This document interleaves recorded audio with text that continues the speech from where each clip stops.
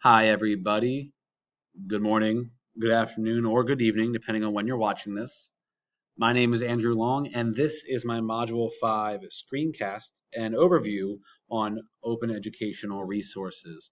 Now, I wanted to make a quick shout out because while I didn't choose this OER for my assignment or for my lesson, I think it's a really valuable tool. It's called Project Gutenberg. I'm sure you're remembering that from the reading activity, but I absolutely love that resource. It's kind of funny because one of the very first things I teach my students is that Johann Gutenberg invented the printing press, which revolutionized reading. Okay, it allowed for the spread of books and knowledge and learning. So the name is very, very fitting. It's funny to this day. Kids will walk in the door that I had 2 years ago, and then they'll look at me and just say Johann Gutenberg because I drill that into their brains.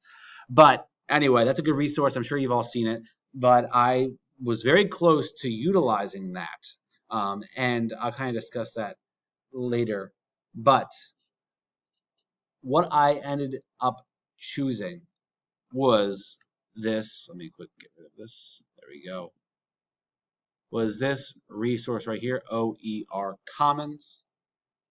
Okay, has a whole bunch of great material. I'm sure you're well familiar with that from the reading.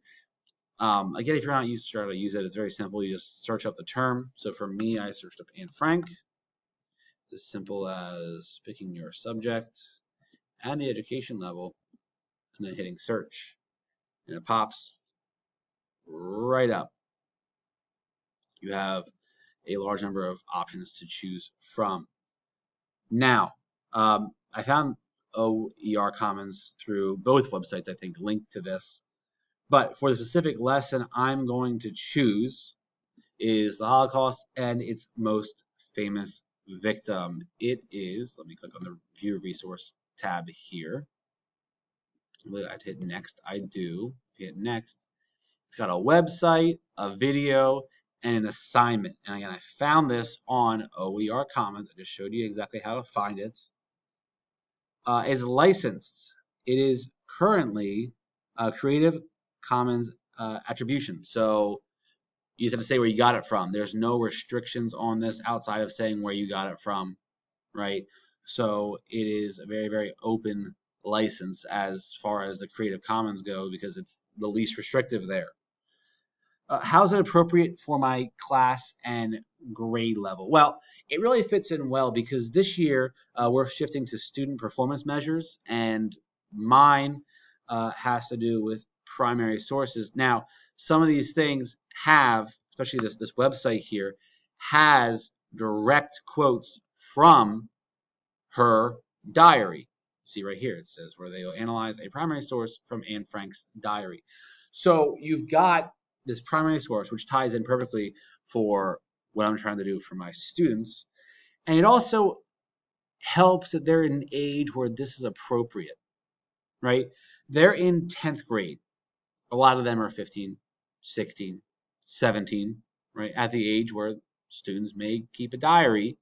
And they're old enough to grasp what's going on here, right? They can understand what Anne Frank went through. Okay, if you teach it to some students who are a little younger, they might be able to partially get it, but it's hard to feel the gravity of what's happening in the situation. So I feel like, given the context of my classroom, this is the perfect level because it tells them how it was. There's no sugarcoating. It's hard to discuss the Holocaust because it's hard to wrap your mind around something so horrible, right? But the students at this point will have the maturity to be able to take that on headstrong. So it says to compare and contrast with other OERs. I want to contrast it with what I was going to do, which if you go back here and just search Holocaust, it brings you up to here. It's a Holocaust survivor, which is great. But based off of the license, you can see right here is non-commercial, no derivatives.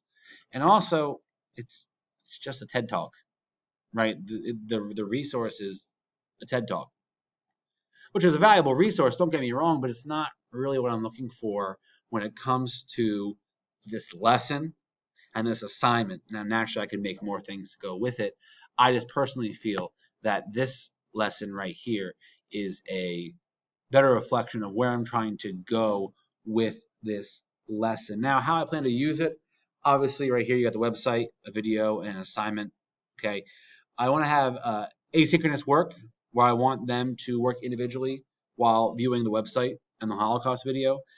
Then we'll do the assignment and discuss what we've read in breakout rooms on probably the second or the third day is where I'm going to lean to put this activity. But I just wanted to give you guys a overview of my resource that I chose to do for the Module 5 screencast. I can't wait to see everyone else's. Have a good day. Thank you.